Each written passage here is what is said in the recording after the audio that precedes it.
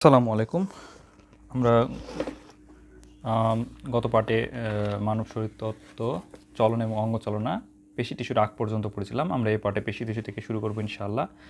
তো পেশি টিস্যু হচ্ছে কোথা থেকে তৈরি হয়? আমরা জানি অ্যাক্টোডার্ম, এন্ডোডার্ম এবং মেসোডার্ম, তাই না? ৩টা ভ্রূণীয় স্তর থাকে। আমরা যেহেতু ত্রিস্তরী প্রাণী, আমাদের ৩টা ভ্রূণীয় স্তর থাকবে। এর মধ্যে মেসোডার্ম থেকে তৈরি হবে মাসল এবং আমাদের কঙ্কাল।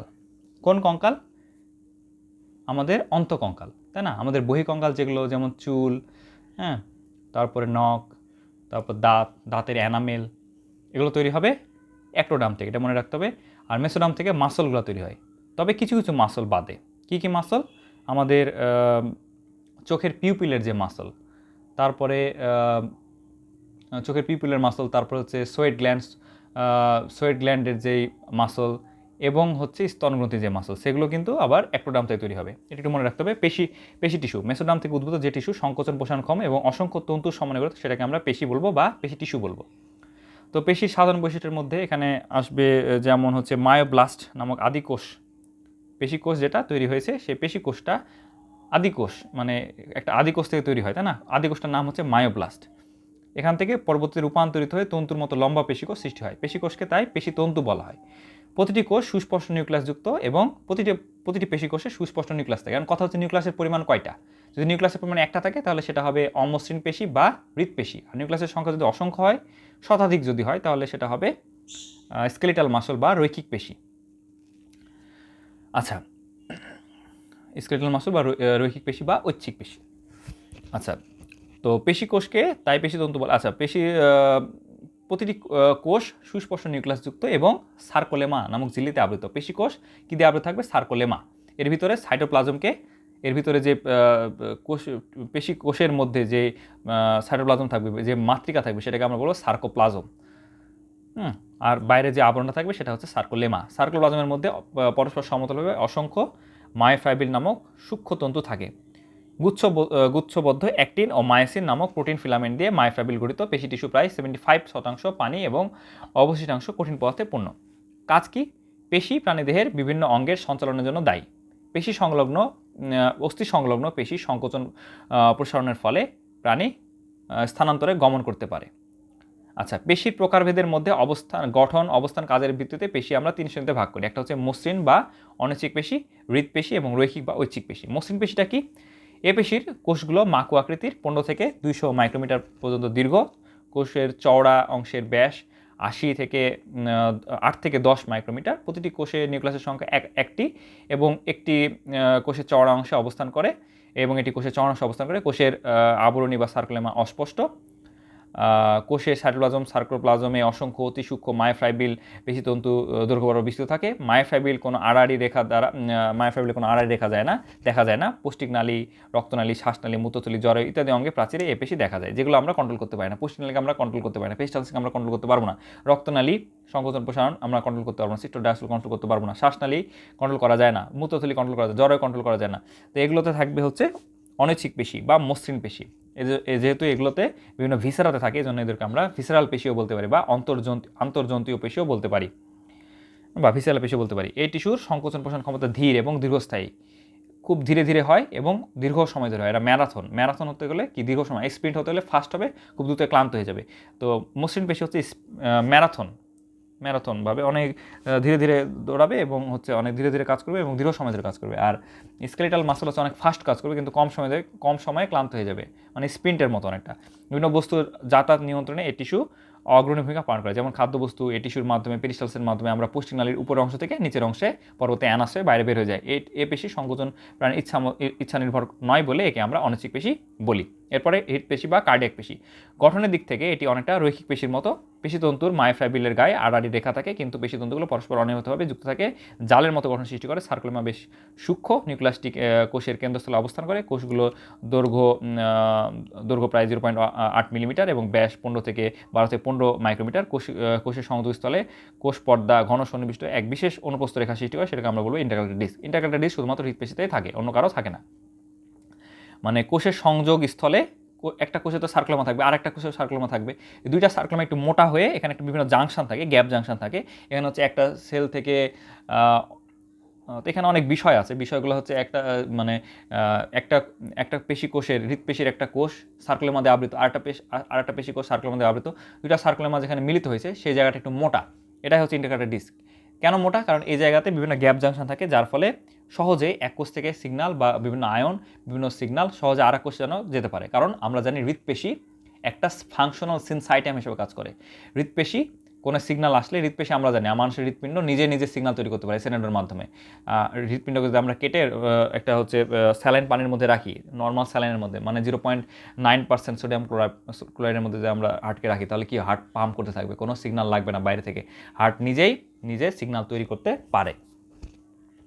তো যেহেতু পারে, এজন্য হার্ট সিগন্যালটা নিবে, প্লাস একটা নির্দিষ্ট সিগন্যালের পাওয়ার যদি একটা নির্দিষ্ট পরিমাণ না হয়, হার্টের কোনো সেলই কন্ট্যাক্ট করবে না, সব সেলই রিল্যাক্সে থাকবে।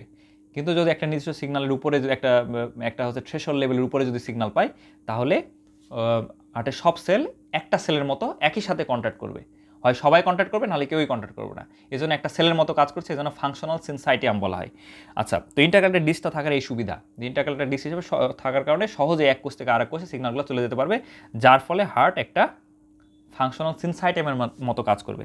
তো এটা কার্ডিয়াক পেশি বা কার্ডিয়াক মাসলের শুধু থাকে ইন্টারকালেটার ডিস্ক, অন্য কোনো মাসলে থাকে না। হৃৎপেশির অন্যতম প্রধান বৈশিষ্ট্য, একমাত্র হৃৎপিণ্ডের প্রাচীরে এই ধরনের পেশি টিস্যু পাওয়া যায়। আচ্ছা, এরপরে আমরা পাবো যে তাহলে হৃৎপেশির কী কাজ? এ টিস্যুর সংকোচন প্রসারণ ক্ষমতা পরিমিতভাবে দ্রুত, খুব আস্তেও না খুব জোরেও না। জীবনের প্রথম দিন থেকে একদম শেষ দিন পর্যন্ত হার্ট সংকোচন প্রসারণ করতে পারে। তাহলে হচ্ছে কখনো ক্লান্ত হয় না, তার মানে এরা সহজে ক্লান্ত হতে পারবে না। তাহলে এদের খুব বেশি জোরে দ্রুত পাম্প করতে পারবে না। পাম্প করলে কী হবে? খুব দ্রুত পাম্প করলে ওই যে কার্ডিয়াক ফেলিওর হবে, পাম্প করতে পারবে না, ক্লান্ত হয়ে গেলে কার্ডিয়াক ফেলিওর হয়ে যাবে। এই জন্য যাতে হচ্ছে এরা কার্ডিয়াক ফেলিওর না হয়, এজন্য পরিমিতভাবে দ্রুত, যখন দরকার হালকা একটু দ্রুত বাড়বে এবং আস্তে আস্তে আবার স্বাভাবিক হয়ে আসবে।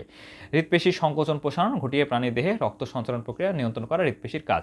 হৃৎপেশির কার্যকারিতা প্রাণীর ইচ্ছাধীন নির্ভর নয়, তাই এই কাজের দিক থেকে এটা অনেকটি অনৈচ্ছিক পেশি, কিন্তু দেখতে অনেকটা রৈখিক পেশির মতো বা ঐচ্ছিক পেশির মতো। হৃৎপেশি কখনো ক্লান্ত হয় না। এরপর আমরা পড়বো কঙ্কাল পেশি বা রৈখিক পেশি, তাই না?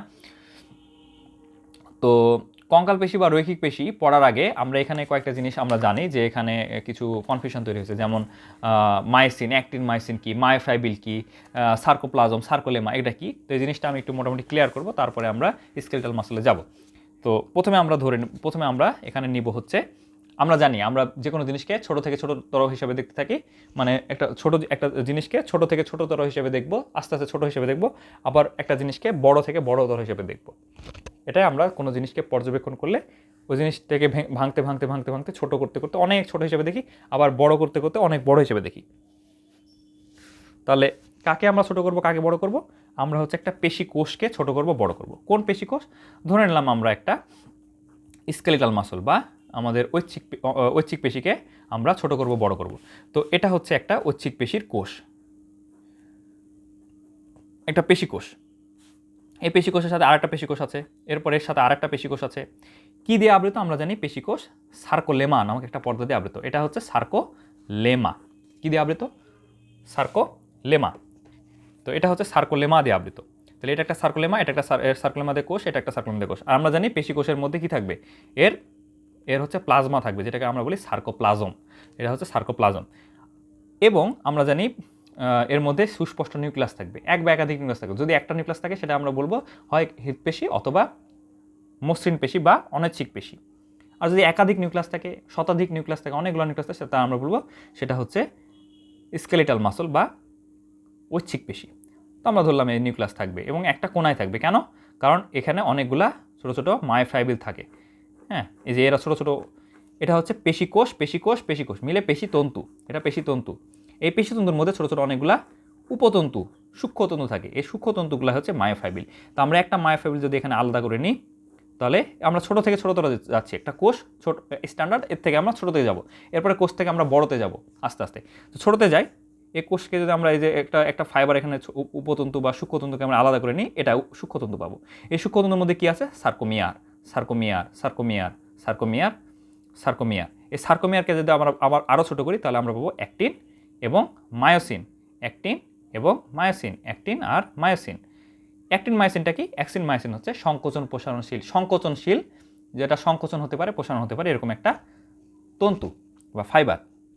এটার কারণেই পেশিকোষ সংকোচন প্রসারণ হতে পারে। তাহলে বোঝা গেল, পেশিকোষ, অনেকগুলো পেশিকোষ মিলে পেশিতন্তু। পেশিকোষের মধ্যে সার্কোপ্লাজম আছে, সার্কোলেমা দিয়ে আবৃত আছে, এবং তার মধ্যে থাকবে মায়োফাইবিল। মায়োফাইবিলগুলা অনেকগুলা মায়োফাইবিলগুলা সার্কোমিয়ার দিয়ে তৈরি। সার্কোমিয়ারকে আবার যদি ভাঙি অ্যাক্টিন এবং মায়োসিন পাবো। অ্যাক্টিন মায়োসিন ভাঙা এবং গড়ার মাধ্যমে আমাদের পেশি সংকোচন প্রসারণ হতে পারে, সংকোচন এবং প্রসারণ হতে পারে। অ্যাক্টিন মায়োসিন কমপ্লেক্স তৈরি করে এবং অ্যাক্টিন মায়োসিন কমপ্লেক্স ভাঙে, এর মাধ্যমে আমাদের পেশি সংকোচন প্রসারণ হতে পারে। তাহলে জিনিসটা মোটামুটি ক্লিয়ার হলো। এখন এই যে পেশিকোষ, এখন আমরা বড়তে যাবো। এখন আমরা আমরা আগে তাহলে আমরা ছোটোগুলো দেখলাম, একটা পেশিকোষকে ভাঙতে ভাঙতে কতদূর কোথায় নিয়ে যাওয়া যায়। আবার এখন পেশিকোষকে আমরা বড় করতে করতে বড় হিসাবে দেখবো। কীভাবে দেখবো? একটা পেশিকোষ, এর সাথে আরেকটা পেশিকোষ, এর সাথে আরেকটা পেশিকোষ যুক্ত হয়ে কী তৈরি হলো? পেশিতন্তু। তাহলে এটা একটা পেশিতন্তু। এরকম অনেক পেশিতন্তু আছে, অনেক ছোটো ছোটো অনেকগুলো পেশিতন্তু আছে। তাহলে এই জিনিসটা আমি এভাবে না দিয়ে এভাবে ছোটো ছোটো করে দেখাই। তাহলে অনেকগুলো পেশিতন্তু, এই পেশিতন্তুগুলা অনেকগুলো পেশিতন্তু একসাথে একটা ফাইবারের মতো থাকে, একটা হচ্ছে বান্ডেলের মতো থাকবে। এই বান্ডল যখন তৈরি হবে, সে বান্ডলটাকে আমরা বলবো সেই বান্ডলগুলোকে আমরা বলবো ফ্যাসিকুলাস। সেই বান্ডলগুলোকে আমরা কি বলবো? এই যে অনেকগুলা পেশিতন্তু, এই যে পেশিকোষ অনেকগুলো পেশিকোষ মিলে তৈরি হবে পেশিতন্তু। এরকম অনেকগুলো পেশিতন্তু মিলে একটা বান্ডেলের মতো তৈরি হবে। বান্ডলটা মিলে একটা মোটা বান্ডেল হবে, সেটাকে আমরা বলবো ফ্যাসিকুলাস। কি বলবো? ফ্যাসিকুলাস। এটা ফ্যাসিকুলাস। এরকম আরও ফ্যাসিকুলাস থাকবে, এরকম আরও ছোটো ছোটো। আচ্ছা, পেশিতন্তুর তো আবরণ লাগবে না। কেন আবরণ লাগবে না? পেশিতন্তুর মধ্যে পেশিকোষ আছে, পেশিকোষ তো আবরণ দিয়ে আবৃত আছে, সার্কলের মধ্যে আবৃত আছে, এই জন্য পেশিতন্তুর আবরণ লাগবে না। পেশিকোষগুলো, আবরণযুক্ত যে পেশিকোষগুলো, সেগুলো একটা বান্ডল তৈরি করবে, সেটার নাম কি? ফ্যাসিকুলাস। তো এই ফ্যাসিকুলাস, এটা একটা ফ্যাসিকুলাস, এটা একটা ফ্যাসিকুলাস, এটা একটা ফ্যাসিকুলাস। ফ্যাসিকুলাসের উপরে যে বাইন্ড থাকে, ফ্যাসিকুলাসের যে বান্ডল, এই বান্ডলটা, ফ্যাসিকুলাসের যে বান্ডলটা, তার উপরে যে কাভারিংটা থাকে, তার নাম কি? তার নাম পেরিমাইসিয়াম। তার নাম কি? পেরিমাইসিয়াম। এরকম পেরিমাইসিয়াম যুক্ত ফ্যাসিকুলাস, এরকম অনেকগুলো পেরিমাইসিয়াম যুক্ত ফ্যাসিকুলাস আবার একটা আবরণ দিয়ে আবৃত থাকে। সেটার নাম কি? সেটার নাম হচ্ছে এপিমাইসিয়াম। কি? এপিমাইসিয়াম। তো অনেকগুলো এপিমাইসিয়াম দিয়ে তৈরি হবে একটা মাসল বা একটা মাংসপেশি। তাহলে জিনিসটা আবার রিক্যাপিচুলেট করি। আমরা ছোট থেকে ছোটোর দিক যাব, বড় থেকে বড় দিক যাব। একটা কোষ, একটা পেশিকোষ। পেশিকোষকে বলা হয় পেশিকোষের একটা হচ্ছে কাভারিং থাকে, কাভারিংটার নাম হচ্ছে সার্কোলেমা। এর মধ্যে থাকে সার্কোপ্লাজম, তা থাকবে অনেকগুলো নিউক্লিয়াস বা স্পষ্ট একটা নিউক্লিয়াস বা অনেকগুলো নিউক্লিয়াস থাকবে। ছোটো ছোটো অনেকগুলা উপতন্তু থাকবে, ছোটো ছোটো যে সূক্ষ্মতন্তুগুলো, সেগুলোকে আমরা আলাদা করে নিলাম, সেটার নাম হচ্ছে মায়োফাইবিল। মায়োফাইবিলের মধ্যে সার্কোমিয়ার থাকবে। সার্কোমিয়ারকে যদি আমি ভাঙি, অ্যাক্টিন এবং মায়োসিন পাবো, অ্যাক্টিন মায়োসিন এগুলো পাবো। তো ছোটো করলাম। এখন আবার এই পেশিকোষকে তার সাথে আরেকটা পেশিকোষ এখন বড় করে দেখবো। পেশিকোষ থেকে আরেকটা পেশিকোষ এভাবে যুক্ত করে আমরা পেশিতন্তু পাবো। পেশিতন্তুগুলা আমরা জানি পেশিতন্তু এই যে সার্কোলেমা দিয়ে আবৃত করা, পেশিকোষ দিয়ে গঠিত, তার মানে এর আর আবরণ লাগবে না। তাহলে অনেকগুলা পেশিতন্তু নিয়ে তৈরি হবে একটা ফ্যাসিকুলাস, একটা পেশিতন্তু গুচ্ছ ফ্যাসিকুলাস। এই ফ্যাসিকুলাস আবরণ থাকবে কি দিয়ে? পেরিমাইসিয়াম দিয়ে আবৃত করা থাকবে। তাহলে পেরিমাইসিয়াম আবরণযুক্ত ফ্যাসিকুলাস, আবরণযুক্ত ফ্যাসিকুলাস, এরকম নিয়ে পেরিমাইসিয়াম আবরণযুক্ত ফ্যাসিকুলাস দিয়ে তৈরি হবে আরেকটা বান্ডল। এই বান্ডলটা আবার কাভারিং করা থাকবে এপিমাইসিয়াম দিয়ে। কি থাকবে? এপিমাইসিয়াম দিয়ে আবরণ করা এই পুরো অংশটাই হচ্ছে মাসল বা মাংসপেশি। বোঝা গেল? এখন ইনশাআল্লাহ বোঝা যাবে।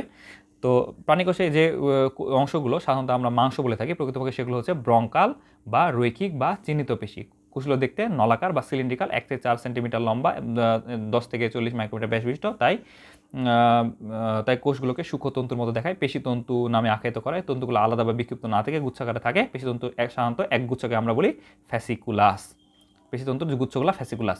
এই ফ্যাসিকুলাসের মধ্যে প্রতিটি গুচ্ছ আবার পেরিমাইসিয়াম দিয়ে আবৃত। ফ্যাসিকুলাসের গুচ্ছটা পেরিমাইসিয়াম দিয়ে আবৃত থাকে।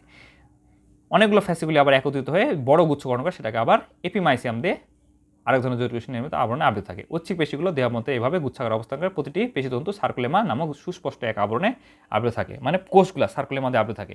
এর নিচে কয়েকশো গোল বা ডিম্বাকার নিউক্লিয়াস দেখা যায়। যেহেতু গোল বা কয়েকশো নিউক্লিয়াস গোল বা গোলাকার বা ডিম্বাকার নিউক্লিয়াস দেখা যায় কয়েকশো, কেন? কারণ এটা হচ্ছে ঐচ্ছিক পেশি বা রৈখিক পেশি, এই জন্য কয়েকশো।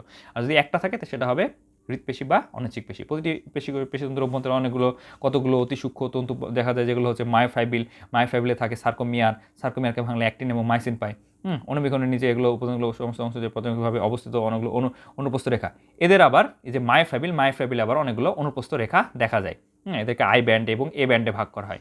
হ্যাঁ, আচ্ছা, যে রেখাগুলো দাগগুলো উপস্থিতির জন্য এই টিস্যুগুলোকে রৈখিক পেশি বা চিহ্নিত পেশি বলা হয়। এই যে রেখাগুলো আছে, আই ব্যান্ড এ ব্যান্ড আছে, এই জন্য এদেরকে বলা হয় রৈখিক পেশি বা চিহ্নিত পেশি। এখন কথা হচ্ছে যে অনিচ্ছিক পেশিতে কি তাহলে থাকে না? অনিচ্ছিক পেশিতে থাকে, কিন্তু সেটা বোঝা যায় না। আর হৃৎপেশিতে ঝাপসা থাকে, অস্পষ্ট থাকে। অনিচ্ছিক পেশিতে থাকে না বললেই চলে। রৈখিক পেশি বা ঐচ্ছিক পেশিতে সবচেয়ে স্পষ্ট বোঝা যায় আই ব্যান্ড ই ব্যান্ডগুলো, এই জন্য এদেরকে আমরা বলি রৈখিক পেশি বা চিহ্নিত পেশি। বড় বড় অস্থির সংযোগস্থলে এই ধরনের পেশি বেশি পাওয়া যায়, আর সে কারণে এদেরকে বলা হয় কঙ্কাল পেশি। যেহেতু হাড্ডিতে পাওয়া যায় যেন কঙ্কাল পেশি। চোখ, জিহ্বা, গলবিলেও এই পেশি অবস্থান করে। চোখে থাকবে, জিহ্বায় থাকবে, গলবিলে থাকবে ঐচ্ছিক পেশি। গলবিল আমরা কন্ট্রোল করতে পারি, মুখ খোলা, খাবার গিলা, এগুলো আমরা গলবিলের মাধ্যমে করতে পারি। জিহ্বা নড়াচড়া করতে পারি, চোখ আমরা নড়াচড়া করতে পারি। তাহলে এখানেও ঐচ্ছিক পেশি থাকবে। তাহলে ঐচ্ছিক পেশির কাজ কি? এই ধরনের পেশি সংকোচন প্রসারণের ক্ষমতা খুব দ্রুত এবং শক্তিশালী, খুব দ্রুত কাজ করবে এবং সহজে ক্লান্ত হয়ে যাবে। সহজে ক্লান্ত হয়ে গেলে নিঃসারকাল খুব অল্প, সহজে ক্লান্ত হয়ে যাবে। হাত পা এর বড় বড় অস্থি সন্ধিতে এই ধরনের অস্থি সঞ্চালনে পেশির টিস্যুই দায়িত্ব পালন করে থাকে। প্রাণীর চলন পেশির মাধ্যমে ঘটে থাকে। এই পেশির কাজ প্রাণীর ইচ্ছা অনুযায়ী নিয়ন্ত্রিত হয়, তাই রৈখিক পেশিকে ঐচ্ছিক পেশি বলে আখ্যায়িত করা হয়। চিহ্নিত পেশির প্রকারভেদ। রৈখিক পেশির বিভিন্ন প্রকারভেদ আছে বা ঐচ্ছিক পেশির বিভিন্ন প্রকারভেদ আছে, যেমন ফ্লেক্সর পেশি। আচ্ছা, ফ্লেক্সন জিনিসটা কি? ফ্লেক্সন জিনিসটা হচ্ছে আমাদের যে কোনো জয়েন্ট কয়টা অংশে বিভক্ত? আমাদের যে কোনো জয়েন্টে অবশ্যই দুই বা ততোধিক বোনস থাকবে, তাই না? দুই বা ততোধিক বোনস একসাথে লিগামেন্ট, টেন্ডন এবং অস্থিসন্ধির মাধ্যমে একটা জয়েন্ট ফর্মেশন করবে, তাই না? তাহলে জয়েন্টে অবশ্যই কমপক্ষে দুইটা বোনস থাকবে। তাহলে যে একটা জয়েন্ট তৈরি করা হয়েছে, যেমন এলবো জয়েন্টে দুইটা বোনস আছে, দুই পাশে দুইটা বোনস। ওই যে জয়েন্টের যে দুইটা বোনস, ওই দুইটা বোনস যদি কাছাকাছি আসে সেটাকে আমরা বলবো ফ্লেকশন, তাই না? এ পেশি দেহের কোনো অংশকে অপর অংশের উপর ভাঁজ হতে সাহায্য করে, যেমন বাইসেপস আমাদের কি করে? ঊর্ধ্ববাহকে এবং আমাদের ফোর আর্ম এবং আপার আর্মকে কাছাকাছি নিয়ে আসে, ভাঁজ হতে সাহায্য করে, এই জন্য এটা ফ্লেক্সর পার্সন। তাহলে বাইসেপস একটা ফ্লেক্সর। তাহলে বাইসেপসের যে ভাঁজ অংশ কোনায় সোজা করে সেটা হচ্ছে এক্সটেনসর, যেমন ট্রাইসেপস। এরপর অ্যাবডাক্টরটা কি? অ্যাবডাক্টর হচ্ছে শরীরের কোনো একটা বোনসকে বা কোনো একটা জয়েন্টকে বডির কাছাকাছি নিয়ে আসলে, সেটাকে বডি ট্রাঙ্কের কাছাকাছি নিয়ে আসলে সেটা হবে অ্যাবডাকশন। আর বডি থেকে দূরে সরে গেলে সেটা হবে অ্যাডাকশন। আচ্ছা, সরি অ্যাবডাক্টর হচ্ছে বডি থেকে দূরে সরে গেলে সেটা হবে অ্যাবডাক্টর, আর বডির কাছাকাছি আসলে সেটা হবে অ্যাডাক্টর। অ্যাবডাক্টর হচ্ছে এই পেশি দেহের কোনো অংশ দেহের অক্ষ থেকে দূরে সরে নেয়, যেমন ডেল্টয়েড আমাদের হাতের উপরে যে মাসলটা সেটা হচ্ছে ডেল্টয়েড মাসল। এই ডেল্টয়েড মাসল আমাদের হাতকে সামনে প্রসারিত হতে সাহায্য করে, বডি থেকে দূরে সরায় দেয়। আর অ্যাডাক্টর মাসল কোনটা? অ্যাডাক্টর মাসল হচ্ছে দেহের অক্ষের কাছাকাছি নিয়ে আসে, বডির অক্ষের কাছাকাছি কোনো একটা জয়েন্ট বা কোনো একটা বোনস নিয়ে আসে, সেটা হচ্ছে অ্যাডাক্টর মাসল। ডেল্টয়েড যেহেতু অ্যাবডাক্টর মাসল, এর অ্যান্টাগনিস্টিক মাসল। আচ্ছা, অ্যান্টাগনিস্টিক মাসল কি? একটা কাজ ফ্লেকশন করছে, ওই এক জায়গাতেই এক্সটেনশন করছে, সেটা হচ্ছে অ্যান্টাগনিস্টিক মাসল কখনো একা কাজ করতে পারে না, অবশ্যই বিপরীতধর্মী কাজ করা লাগে, তাছাড়া ওই মাসল জোড়াটা কাজ করতে ঠিক মতন পারবে না। তো একটা হচ্ছে অ্যাবডাক্টর, তাহলে ওর সাথে অ্যাডাক্টর থাকবে। অ্যাডাক্টর কি? Latissimus Dorsey. ডেল্টয়েড মাসল যেহেতু বড় থেকে দূরে সরাই দিয়েছিল, ল্যাটিসিমাস ডোরসি বড় থেকে কাছে নিয়ে আসবে। ল্যাটিসিমাস ডোরসি আরেকটা মাসলও হেল্প করে বড় থেকে কাছে নিয়ে আসে, সেটা হচ্ছে পেক্টোরালিস মেজর। আচ্ছা, ডিপ্রেসর মাসল কি? ডিপ্রেসর মাসল হচ্ছে ম্যান্ডিবলটাকে নিচে নামাই দিয়ে আমরা হা করতে সাহায্য করে, সেটা হচ্ছে ডিপ্রেসর সাহায্য করে, যেমন ডিপ্রেসর ম্যান্ডিবুলার, নিজের চোয়ালকে নিচে নামাতে সাহায্য করে, মুখ খুলতে সাহায্য করে। আর একটা হচ্ছে লিভেটর, ম্যান্ডিবলকে উপরের দিকে তুলতে সাহায্য করে, এটা যেমন হচ্ছে ম্যাসেটর মাসল অফ ম্যাস্টিকেশন। আমরা খাবার চিবাই, 4 ধরনের মাসল থাকে, medial pterygoid, lateral pterygoid, masseter muscle এবং টেম্পোরালিস মাসল। এই 4টা মাসল হচ্ছে মাসল অফ ম্যাস্টিকেশন। এর মধ্যে হচ্ছে ম্যাসেটর যে পেশি, সেটা হচ্ছে চোয়ালকে উপরের দিকে উঠতে সাহায্য করে, যেহেতু উপরের দিকে তুলছে এই জন্য লিভেটর মাসল। আর একটা মাসল খুবই ইম্পর্টেন্ট, রোটেটর পেশি মানে পাকে রোটেশন করে, পাকে দেহের বিভিন্ন অংশ ঘুরতে সাহায্য, যেমন পাইরিফর্মিক মাসল ফিমারকে ঘূর্ণনে সাহায্য করে। ফিমারের ঘূর্ণনটা কেমন? এটা যদি ফিমার হয়, এটা যদি ফিমার হয়, এই মুভমেন্ট করে, ফিমারের এই মুভমেন্টটা করে, যে এটা আমাদের পা, এটা হচ্ছে মানে এটা যদি ফিমার হয়, এটা হচ্ছে ফিমার টিবিয়া ফিবুলা, আর এটা হচ্ছে পা, পদতল। তাহলে ফিমার, টিবিয়া, ফিবুলা, পদতল। এটা যদি অংশ হয় তাহলে এই মুভমেন্টটাকে আমরা বলবো রোটেটর বা রোটেশন, পায়ের রোটেশন। যেমন হচ্ছে পাইরিফর্মিস মাসল, পায়ের রোটেশনে হেল্প করে, ফিমারের ঘূর্ণনে সাহায্য করে। আচ্ছা, ঐচ্ছিক, অনৈচ্ছিক এবং হৃৎপেশির মধ্যে পার্থক্য খুবই ইম্পর্টেন্ট। এটা নতুন বই অনেক বড় করে দেওয়া আছে, ওটাই পড়তে হবে। এটাতে খুব শর্ট করে দেওয়া আছে, আমার বইটা অনেক পুরনো বই, এখানে অনেক শর্ট করে দেওয়া আছে। রৈখিক পেশি, অস্থি সংলগ্ন পেশি, উদরগাত্র। আর মসৃণ অনৈচ্ছিক পেশি হচ্ছে পৌষ্টিক নালীর, শ্বাসনালীর, জননালী, রক্তনালী, লসিকা নালীর, গ্রন্থি নালী, চোখের সিলিও পেশি ইত্যাদি হচ্ছে অনৈচ্ছিক পেশি। হৃৎপেশি কি? শুধুমাত্র হৃৎপিণ্ড হচ্ছে হৃৎপেশি। আকার কি? রৈখিক পেশি হচ্ছে দীর্ঘ নলাকার, আর অনৈচ্ছিক পেশি বা মসৃণ পেশি মাকু আকৃতির, আর হৃৎপেশি হচ্ছে নলাকার কিন্তু শাখাযুক্ত।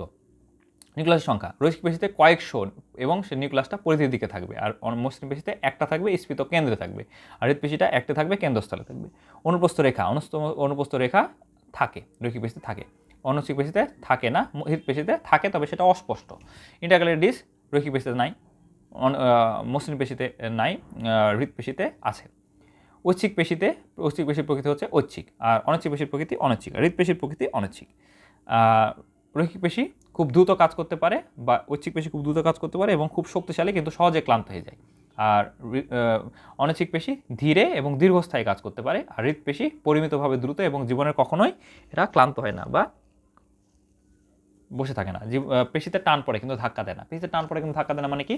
আমাদের বাইসেপস যখন প্রসারিত হয় তখন ট্রাইসেপসকে টেনে, আমাদের বাইসেপস যখন সংকুচিত হয় তখন ট্রাইসেপসকে টেনে প্রসারিত করে দেওয়া হয়। আবার একই সাথে যখন ট্রাইসেপস সংকুচিত হয় তখন বাইসেপসকে টেনে প্রসারিত করে দেওয়া হয়। এটা হচ্ছে অ্যান্টাগনিস্টিক মাসল। মানে কেউ কাউকে কি দিচ্ছে না, কেউ কাউকে সব টেনে সংকুচিত করছে। মাসল সবসময় সংকুচিত হতে পারে, কখনো প্রসারিত হতে পারে না। এই জন্য বলছে পেশিতে টান পড়ে কিন্তু ধাক্কা দেয় না। এক মাসল সংকুচিত আরেক মাসলকে প্রসারিত করে, আরেক মাসল সংকুচিত আরেক মাসলকে প্রসারিত করে।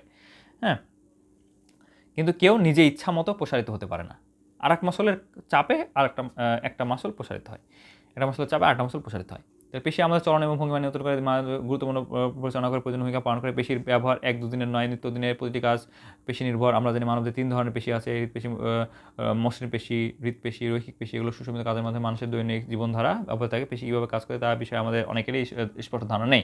আমরা প্রতিদিন কাজ করি, বাঁকা হই, টেবিল থেকে মাটি থেকে কিছু তুলে নিই, আরও কত কী সব কিছু মূল্য রয়েছে। কিছু পেশি জোরের জটিল কর্মকাণ্ড, যেমন হাত ভাঁজ করা, সোজা করা ইত্যাদি দেখতে যত সহজ সাবলীল মনে হয়, এগুলো আসলে ততগুলো একটু কমপ্লেক্স। এগুলো মূল রহস্য হচ্ছে সংযুক্ত পেশিগুলো সংঘস্ত, টান দেওয়া, কিন্তু পেশি ধাক্কা দেয় না, বরং প্রসারিত থাকে। বিষয়টা ব্যাখ্যার জন্য প্রথমে নিচে দুটি পেশি দেখা হলো। একটা হচ্ছে অ্যান্টাগনিস্টিক মাসল। অ্যান্টাগনিস্টিক মাসল দুটা পেশি যদি এক জায়গাতে থাকে এবং একটার কাজ আর একটার অপোজিট হয়, সেটাকে আমরা বলবো অ্যান্টাগনিস্টিক মাসল। যেমন বাইসেপস আর ট্রাইসেপস অ্যান্টাগনিস্টিক মাসল। বাইসেপস যেটা কাজ করবে, দেহের অঙ্গ সঞ্চালনে অংশগ্রহণকারী জোড় কঙ্কাল পেশি দুটি পরস্পর বিপরীতমুখী কাজ করে থাকে। সে ধরনের আমরা সেই বিপরীতধর্মী কাজ সম্পাদন করে পেশি দুটিকে আমরা বলবো একটি অপরটির অ্যান্টাগনিস্টিক মাসল। একই অঙ্গ পরিচালনাকারী এরকম দুটি পেশিকে আমরা বলি অ্যান্টাগনিস্টিক পেশি জোড় বা অ্যান্টাগনিস্টিক মাসল পার্টনার বা প্রতিপক্ষীয় পেশি জোড় বলা হয়। এদের মধ্যে একটি সংকুচিত যদি হয়, অন্যটি শিথিল হবে বা অপসারিত হবে এবং বিপরীতক্রমে ঘটবে, মানে ভাইস ভার্সা হবে। এদের সুশৃঙ্খল সমানের মাধ্যমে দেহের বিভিন্ন অঙ্গে সঞ্চালন ঘটার সময়। ফ্লেক্সর এক্সটেনশন, এরকম একটা অ্যান্টাগনিস্টিক মাসল আছে, ফ্লেক্সর এবং এক্সটেনশন। একটা যদি ফ্লেকশন হয় আর একটা এক্সটেনশন হবে অ্যান্টাগনিস্টিক মাসল। যেমন ঊর্ধ্ববাহুর হিউমেরাসের সাথে অবস্থানকারী বাইসেপস এবং ট্রাইসেপস দুটো হচ্ছে একটা আরেকটা অ্যান্টাগনিস্টিক মাসল। যখন বাইসেপস প্রসারিত হবে, বাইসেপস যখন সংকুচিত হবে তখন ট্রাইসেপসকে টেনে প্রসারিত করবে, আর ট্রাইসেপস যখন সংকুচিত হবে বাইসেপসকে টেনে প্রসারিত করবে, কিন্তু কেউ নিজে নিজে প্রসারিত হচ্ছে না। এই জন্য বলা হচ্ছে পেশিতে টান পড়ে কিন্তু ধাক্কা দেয় না। বাইসেপস ট্রাইসেপস অ্যান্টাগনিস্টিক পেশি জোরের কার্যাবলী থেকে পেশিতে টান পড়ে কিন্তু ধাক্কা দেয় না। সুস্পষ্ট ব্যাখ্যা দেওয়া যায়, হাতের সামনে অবস্থিত পেশিকে বাইসেপস পেশি বলা হয়। এর এক প্রান্ত স্ক্যাপুলার সঙ্গে আটকানো থাকে, অন্য প্রান্ত রেডিয়াসের অস্থির সাথে যুক্ত থাকে। বাইসেপস পেশি সংকুচিত হলে কোণী সন্ধি ভাঁজ হয়ে রেডিয়াস এবং আলনা স্ক্যাপুলার দিকে উত্তোলিত হয়, ফলে হাত বাঁকানো সম্ভব হয়। এই প্রক্রিয়াকে আমরা বলি ফ্লেকশন এবং পেশিকে বলে ফ্লেক্সর পেশি। বাইসেপস অ্যান্টাগনিস্টিক পেশি হলো ট্রাইসেপস পেশি বা ঊর্ধ্ববাহুর হিউমেরাসের পেছনের দিকের অংশ। ট্রাইসেপসের 3টা হেড থাকে। এর ঊর্ধ্বাংশ 3টি টেন্ডন দিয়ে বক্ষ উচ্চ চক্রের স্ক্যাপুলা এবং হিউমেরাসের পেছনে যুক্ত থাকে। হিউমারাসের পেছনে যুক্ত থাকে। হ্যাঁ, এর নিম্নাংশ একটি টেন্ডন দিয়ে নিম্নবাহুর আলনার সাথে যুক্ত থাকে, ওলেক্রোনাল প্রসেসের সাথে যুক্ত থাকে। ট্রাইসেপস পেশি সংকোচনে হাত পূর্ব অবস্থায় ফিরে আসে, এই পেশি কোণী সন্ধিকে প্রসারিত করে, তাই একে এক্সটেনশন পেশি বলা হয়। ফ্লেক্সর এক্সটেনশন পেশি একসঙ্গে পরস্পর বিরোধী কাজ করে। বাইসেপস পেশি সংকুচিত হলে ট্রাইসেপস পেশি স্লথ হয়, আবার ট্রাইসেপস পেশি সংকুচিত হলে বাইসেপস পেশি স্লথ হয়, ফলে হাত বাঁকানো ও সোজা করা সমপর হয়। এসব কারণে সংকোচনের জন্য টান পড়লেও ধাক্কা পড়ে না। অ্যাক্টিন মায়োসিন 2 ধরনের প্রোটিন থাকে বলে পেশি টানতে পারে। আমরা বললাম না মাসলের যে মাসলের প্রতিটা কোষ মাসল ফাইবার তৈরি করে, মাসল ফাইবারের আবার ছোটো অংশ যেটা একটা মাসল কোষ সার্কুলের মধ্যে আবৃত, ভিতরে সার্কোপ্লাজম থাকে, আর অনেকগুলো মাইক্রোফাইবিল থাকে, তাই না, মায়োফাইবিল থাকে। মায়োফাইবিলের মধ্যে আমরা দেখলাম সার্কোমিয়ার থাকে, সার্কোমিয়ারকে আবার ভাঙলে অ্যাক্টিন মায়োসিন পাই। তাহলে অ্যাক্টিন মায়োসিন দুইটা প্রোটিন থাকে বলে পেশি টানতে পারে। এসব প্রোটিন পেশি কোষের এক প্রান্ত থেকে অন্য প্রান্ত পর্যন্ত বসে থাকে। সমস্ত পেশির প্রতিটি কোষ মস্তিষ্ক অংশ থেকে সংকোচনের সংকেত পেলে মস্তিষ্ক অংশ থেকে পৃথক উদ্দীপনা সম্মিলিত করে টান দেওয়ার কাজটি সম্পন্ন করে। কারণ কথা হচ্ছে একটা মাসল তৈরি হয় যেখান থেকে সেটাকে বলা হয় অরিজিন, আর মাসল যেখানে শেষ হয় সেটাকে বলা হয় ইনসারশন। এখন মাসল যখন সংকুচিত হবে কোন অংশটা কোন দিকে যাবে? অবশ্যই ইনসারশন যেখানে যেখানে শেষ হয়েছে সেখান থেকে মাসলটা সংকুচিত হয়ে অরিজিনের দিকে যাবে। মাসল সবসময় অরিজিনের দিকে যায়, কখনো ইনসারশনের দিকে যায় না, এভাবে সংকুচিত হয়। আচ্ছা যাই হোক, হাড়কে আগের অবস্থায় ফিরে নিতে বিপরীতমুখী পেশিও সম্মিলিতভাবে একই কাজ করে, টেনে সোজা করে দেয়। এই কারণে বলা হয় পেশিটা টান পড়ে কিন্তু ধাক্কা দেয় না। আচ্ছা, এখানে মসৃণ পেশি এবং হৃৎপেশির মধ্যে আমরা পার্থক্য দেখতে পাচ্ছি। মসৃণ পেশি হৃৎপেশির কাজটা কিন্তু দেখতে হৃৎপেশির ঐচ্ছিক পেশির মতো, কিন্তু কাজ অনৈচ্ছিক পেশির মতো, মানে মসৃণ পেশির মতো। পেশিগুলো লম্বা মাকু আকৃতি শাখাবিহীন, আর হৃৎপেশি দেখতে খাটো এবং বেলুনাকার শাখাযুক্ত। মসৃণ পেশিতে কোনো অনুপ্রস্থ রেখা থাকে না, অনুপ্রস্থ রেখা আমরা দেখতে পাই না, কিন্তু ওই যে ব্যান্ডগুলো এ ব্যান্ড আই ব্যান্ডগুলো পাই না, কিন্তু হৃৎপেশিতে থাকে, তবে একটু অস্পষ্ট। ইন্টারক্যালেটেড ডিস্ক মসৃণ পেশিতে থাকে না, কিন্তু হৃৎপেশিতে ইন্টারক্যালেটেড ডিস্ক থাকবে, কোষগুলো সংযোগস্থলে থাকবে। সার্কোলেমা পেশিকোষের আবরণ বা সার্কোলেমা অস্পষ্ট, কিন্তু হৃৎপেশির আবরণ সার্কোলেমা মোটামুটি দেখা যায়, তবে সূক্ষ্ম। কিন্তু সবচেয়ে স্পষ্ট দেখা যায় কাদের সার্কোলেমা? সেটা দেখা হচ্ছে ঐচ্ছিক পেশি বা রৈখিক পেশি, তাদের সার্কোলেমা সবচেয়ে স্পষ্ট। আর হৃৎপেশিতে থাকে তবে সূক্ষ্ম, আর মসৃণ পেশিতে সার্কোলেমা দেখাই যায় না, প্রায় দেখা যায় না। নিউক্লিয়াস, মসৃণ পেশির নিউক্লিয়াস একটা থাকে, কোষের চওড়া অংশে থাকবে। হৃৎপেশিতে নিউক্লিয়াস একটা থাকবে, কোষের চওড়া অংশে থাকবে। আর রৈখিক পেশি বা ঐচ্ছিক পেশিতে নিউক্লিয়াস থাকবে শতাধিক, অনেক বেশি। মায়োফাইবিল পেশিতন্তুর দৈর্ঘ্য বরাবর বিস্তৃত থাকে, আর হৃৎপেশি অনিয়মিতভাবে যুক্ত থাকে। এবং যেহেতু আমরা জানি হৃৎপেশি জালিকাকারে বিন্যস্ত, একটা সাথে একটা কানেকশন থাকে নলাকার, এবং একটা সাথে কানেকশন থাকে, এই জন্য এদের অ্যাক্টিন মায়োসিন যেই মায়োফাইবিলগুলো জালিকাকারে থাকবে। আচ্ছা, কার্যক্রম আমরা কঙ্কালের কার্যক্রম দেখব, রডস এবং লিভার। হ্যাঁ, রডস এবং লিভার জিনিসটা কি? আমরা কম প্রচেষ্টায় যখন বেশি কাজ করব সেটা হচ্ছে লিভার। একটা আমরা কারেন্টের পোল অনেক ভারী, তাই না, কিন্তু আমরা দেখা যাচ্ছে ওটাকে একটা বাঁশের তলায় দিয়ে চাপ দিলে দেখা যাচ্ছে উপরে উঠে যায়, তাই না। তাহলে এটা হচ্ছে কম পরিশ্রমে বা কম বল প্রয়োগ করে আমরা বেশি এনার্জি পাবো। তাহলে অতিরিক্ত বলটা কে দিচ্ছে? অতিরিক্ত বল হচ্ছে ওই যে বাঁশ বা অন্য কিছু যেটা তলে দেওয়া হচ্ছে, ওটার স্থিতিস্থাপকতা বাকি এনার্জিটা দিয়ে দিচ্ছে। আচ্ছা, তাহলে কঙ্কালিক পেশি আলাদাভাবে কাজ করতে পারে না। একটি পেশি যখন কঙ্কালের সাথে যুক্ত থাকে তখন সংযোগের স্থান প্রকৃতি নির্ধারণ করে দেয়, বলে এর বল, গতি, সঞ্চালনের মাত্রা কেমন হবে, এর বৈশিষ্ট্য স্বাধীন, এসব বৈশিষ্ট্য স্বাধীন এবং এদের সম্পূর্ণ নির্ভর করে পেশি এবং কঙ্কালের সাধারণ গঠনের উপর। নির্দিষ্ট একটি পেশি সংকোচনে যে বল, গতি, সঞ্চালনের দিক প্রকাশ পায় তা বদলে দেওয়া যাবে যদি ওই পেশিকে একটি লিভারের সঙ্গে যুক্ত করে দেওয়া যায়। লিভার এমন একটি অনমনীয় রড যা সন্ধির মাধ্যমে সৃষ্ট একটি স্থায়ী পয়েন্ট বরাবর ঘুরতে সক্ষম। শিশুদের দোলায়মান বা টলায়মান দাঁড়ানো হাঁটা লিভার ক্রিয়ার পরিচিত উদাহরণ। লিভারের মাধ্যমে আমরা আরোপিত দিক দেখতে পাই, তারপর আরোপিত বলের ফলে সৃষ্ট চলনের দ্রুত গতি পাই, আরোপিত বলের কার্যকর শক্তি পাই, এগুলো পরিবর্তিত হয়ে যেতে পারে। অর্থাৎ পেশি টানের ক্রিয়া কঙ্কালতন্ত্রের বিভিন্ন অংশে যেভাবে প্রকাশিত হয় তাতে কঙ্কালতন্ত্রের রড এবং লিভার তন্ত্রের প্রভাব, এবং আমাদের হাত পাগুলোকে মেশিন ছাড়া অন্য কিছু ভাবার উপায় নেই। আমাদের শরীর হচ্ছে অনেক ডেভেলপড একটা মেশিন। আজ থেকে দেখা যাচ্ছে 100, 150, 200 বছর পরে মানুষ যে মেশিন আবিষ্কার করবে তার থেকে অনেক কমপ্লেক্স মেশিন হচ্ছে মানুষের শরীর। এখানে অনেক শিরা, উপশিরা, কৈশিক জালিকা, গ্যাসিয়াস এক্সচেঞ্জ, অনেক মেকানিজম হচ্ছে যেটা একটা মেশিনে আমরা কল্পনাও করতে পারি না। মানুষের শরীর হচ্ছে একটা কমপ্লেক্স মেশিন। হ্যাঁ, আচ্ছা, তো সৃষ্টিকর্তার একটা অপূর্ব নিদর্শন। পেশির সংকোচন হচ্ছে প্রচেষ্টা, আর এতে সংশ্লিষ্ট দেহের অংশটি হচ্ছে ভার বা বাধা। শরীরের হাড়গুলো লিভার বা যান্ত্রিক কৌশল হিসেবে কাজ করে, ফলে গতি বা শক্তির এক যান্ত্রিক সুবিধা সৃষ্টি হয়। লিভারের ব্যবহারে একটি ক্ষুদ্র বল বিরাট বলে পরিবর্তিত হতে পারে। পায়ের পেশি সামান্য সংকোচনের ফলে পায়ের শীর্ষ বৃহত্তর সঞ্চালন একটি ফুটবলকে সজোরে দূরে পাঠাতে পারে। এটা হচ্ছে যান্ত্রিক সুবিধা। একটা ফুটবলকে যদি পা দিয়ে ঠেলা দিই তাহলে কত দূর বা যাবে, কিন্তু যখন পাকে পিছনে নিয়ে এসে যখন জোরে একটা শট দেওয়া হচ্ছে তখন ফুটবলটা অনেক জোরে গোল পোস্টে চলে যাচ্ছে, তাই না। এটা হচ্ছে লিভার। গতিবেগটা বেড়ে যাচ্ছে, শক্তি বেড়ে যাচ্ছে। লিভারের গঠন, লিভারে 4টা অংশ থাকে। লিভারে 4টা অংশ থাকে। একটা হচ্ছে লিভার বাহু কোনটা? 4টা অংশ থাকে। লিভার বাহু কি? এরপরে পিভট, প্রচেষ্টা কি, ভার কি। লিভার বাহুটা হচ্ছে হাড়গুলো লিভার বাহু হিসেবে কাজ করে। আমাদের শরীরে যে বোনস, সেই বোনসগুলো হচ্ছে লিভার বাহু হিসেবে কাজ করে। পিভটটা কি? এখানে একটু কনসেপ্টের বিষয় আছে। পিভটটা হচ্ছে আমাদের শরীরে যে কোনো জয়েন্ট যেখানে লিভারের কাজটা হচ্ছে সেটা আমরা বলবো পিভট। লিভারের কাজ যেখানে হবে সেটা হচ্ছে পিভট। এখন পিভটটা হচ্ছে কি? পিভটটা হচ্ছে আমাদের পিভট, এখানে পিভট, লিভারের পিভট মানে হচ্ছে যে কোনো জয়েন্ট।